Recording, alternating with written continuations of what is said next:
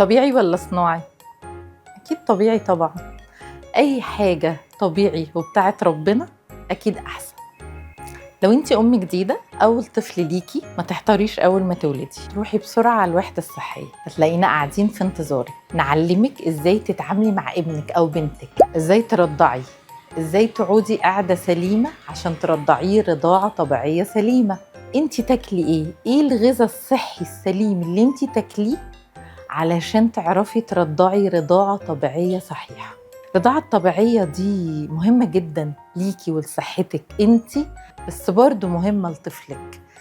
بتحميكي من أمراض كتير قوي، لا قدر الله لا قدر الله بعد الشر، بتقي من سرطان الثدي. الرضاعة الطبيعية دي مهمة جدا جدا، وكمان بتحمي طفلك وبتديله مناعة طويلة جدا ولغاية آخر عمره.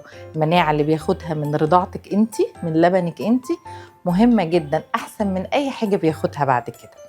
روحي بسرعة على الوحدة الصحية، هتلاقيهم قاعدين في انتظارك. دي خدمة من الخدمات المقدمة من وزارة الصحة، تعلمك وترشدك، تقولك ازاي تتعاملي مع طفلك في كل حاجة، مش بس الرضاعة الطبيعية، في كل حاجة. بس أهم حاجة طبيعي، كل حاجة طبيعية أحسن بكتير، وكل ده بالمجان. اوعي تدفعي، ما تدفعيش.